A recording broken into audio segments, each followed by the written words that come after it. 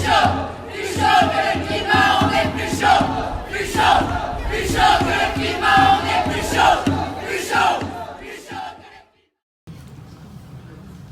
Alors, comme on disait, 3 degrés ou 4 degrés de plus, est-ce que c'est vraiment grave? Parce que nous, en Normandie, la température, enfin en France, la température, elle est comme elle est. On aurait 2-3 degrés de plus, ce serait pas mal quand même. Moins de chauffage, plus sur la terrasse, dans le jardin, balade et tout, moins d'habits, ce serait sympa. Et puis il y a des populations qui vivent avec des températures nettement plus chaudes qu'en Normandie, hein. Des régions tropicales, etc. Voilà. Alors est-ce que c'est vraiment grave une augmentation pour l'ensemble de la planète? Alors on revient sur l'ensemble de la planète, de 4 ou 5 degrés, est-ce que c'est véritablement un problème? Alors il faut faire un petit peu de climatologie là, c'est-à-dire de savoir un peu quel est le climat de la Terre. Alors je vais vous expliquer parce que c'est pas trop facile à voir. On a là les températures. 10 degrés, 15 degrés, 20 degrés, 25 degrés. La température de la Terre, l'ensemble de la Terre, la température moyenne de la Terre. Et puis ici, on a l'échelle des années. Là, nous, on est ici. 2000 en gros. On est là. Et puis là, on a l'an 1200, l'an 0, l'an moins 10 000, l'an moins 100 000, l'an moins 1 million. Là, on voit que l'échelle, elle se contracte, hein, c'est pour pouvoir y voir un peu plus clair. Même si c'est au niveau graphique, c'est pas évident, c'est pour y voir un peu plus clair. Alors, on s'aperçoit qu'en gros, comme nous disent beaucoup de climato-sceptiques, de toute façon, la température a toujours changé, le climat il a toujours changé au niveau de la Terre, hein, ça a toujours été comme ça. Ouais. Il y avait des périodes où il faisait chaud, entre 1 milliard et 10 millions d'années, la température était 20-25 degrés, température moyenne hein, de la Terre.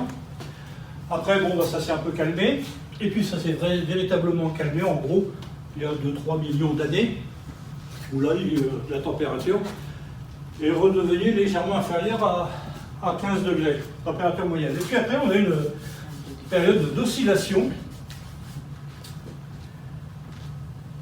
qui alterne des périodes glaciaires avec les périodes interglaciaires dont vous avez déjà entendu parler. On a une période glaciaire, une période interglaciaire où il fait chaud, puis on retourne vers une période glaciaire, puis interglaciaire, puis glaciaire et interglaciaire. La différence de température entre une période glaciaire et une période interglaciaire, c'est voilà, 5 degrés, 4 à 5 degrés. Oui. Donc déjà, si on passe de 4 à 5 degrés, ça veut dire quelque chose. C'est-à-dire que quand on est dans une période glaciaire, effectivement, le niveau des mers, enfin la dernière glaciation, le niveau de la mer, il était en gros 120, 130 mètres en dessous du niveau actuel.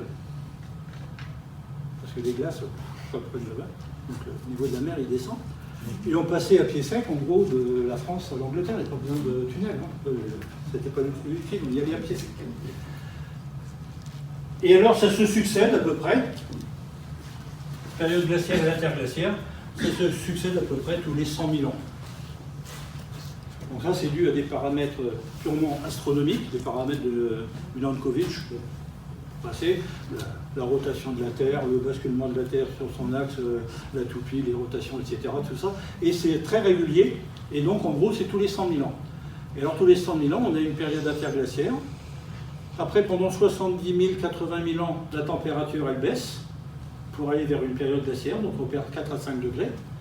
Et puis après, on reprend 4 à 5 degrés en 20 000 ans, pour arriver à une période interglaciaire, et puis on repart comme ça, tout le temps. Voilà. C'est comme ça que ça se passe. Alors si on s'intéresse, en gros, aux 160 derniers 160 000 ans, c'est-à-dire en gros la dernière période interglaciaire, glaciaire et interglaciaire. On va regarder un peu ce que ça fait. Voilà ce que ça fait. Donc on a une température moyenne de la Terre aux alentours de 11 degrés. En 20 000 ans, ça remonte. On a une période aux alentours de 15-16 degrés. Après, ça redescend progressivement, alors avec des à-coups, hein, mais ça redescend progressivement pour arriver à un minimum de nouveau de 11 degrés, période glaciaire, la dernière période glaciaire, avant de remonter, effectivement, et d'arriver aux alentours de 15 à 16 degrés. Et puis, Et puis après, on redescend vers une période interglaciaire. Donc actuellement, on est dans une période interglaciaire et on devrait se diriger vers une période glaciaire. On devrait aller vers le refroidissement. Mais on y va en 70 000 ans, hein. On n'est pas pressé. Hein. On a tout le temps pour perdre nos 4 ou 5 degrés. Sauf que, en 1750, la température moyenne de la Terre était de 15 degrés, et en 1992, elle était de 15 degrés 7, à peu près, enfin, 15 degrés 7, 15 degrés 8.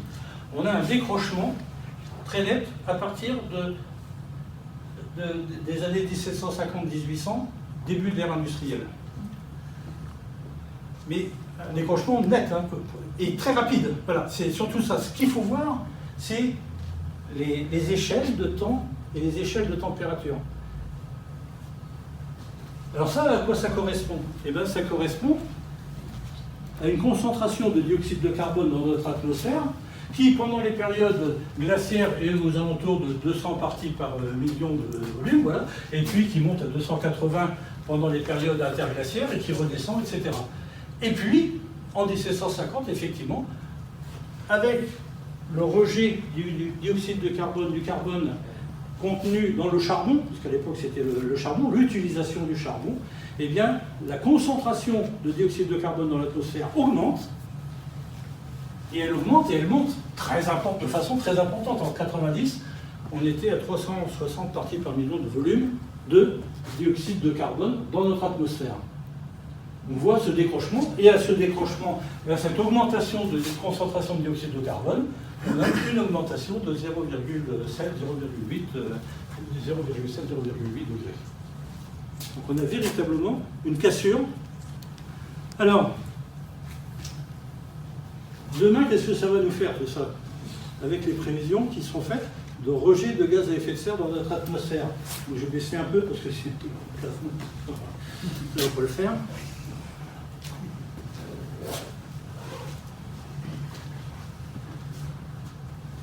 Les concentrations de dioxyde de carbone prévues dans le temps et avec les années. Donc on a passé les 400 parties par million de volume en 2016, on a franchi le seuil. En 2040, on devrait être entre 500 et 550 ppm de dioxyde de carbone, et en 2100, on ne sait pas trop, 100, 800, 900. On ne sait pas trop exactement à quel niveau on se situera, on n'est pratiquement plus malheureusement à 100 ppm par près. Alors si on reprend notre graphique, si on transforme cette concentration de dioxyde de carbone en température, qu'est-ce que ça va nous faire? Eh bien la courbe, elle va ressembler à ça. C'est-à-dire qu'on va avoir une augmentation de 4-5 degrés, 5-6 degrés, peut-être 7, on ne sait pas trop. Avec la même échelle, voilà ce que ça fait. Ça fait une montée de température de 6 ou 7 degrés, ou 5 degrés par rapport à la température que l'on avait avant l'ère industrielle. Et ça, c'est en un siècle, en 2 siècles. C'est-à-dire qu'on va prendre autant de température, là, en 100 ou 150 ans, qu'on prend de température habituellement en 20 000 ans, pour passer d'une ère glaciaire à une ère interglaciaire. On le prend en 100 ou 120 ans. Et donc, et si on remet effectivement cette température-là sur le tas, eh bien on va avoir une température qu'on n'a jamais vue depuis plus de 8 millions ou 10 millions d'années. Et ça se passe en un siècle. Donc est-ce que 3 ou 4 degrés, c'est important?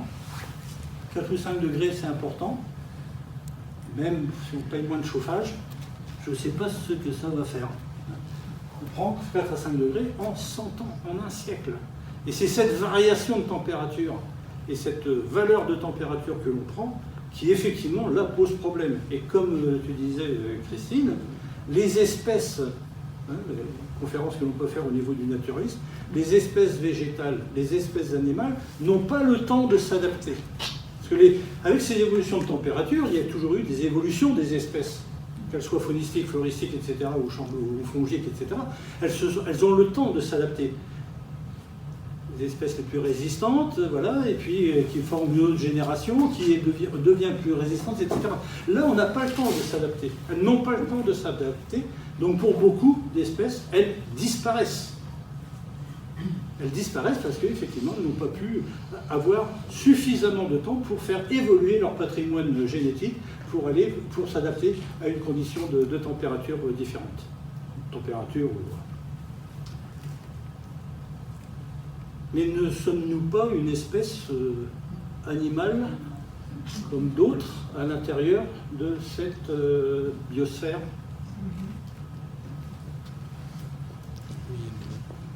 Bon. Alors, est-ce que c'est vraiment grave? Je pense que oui. Oui, c'est grave.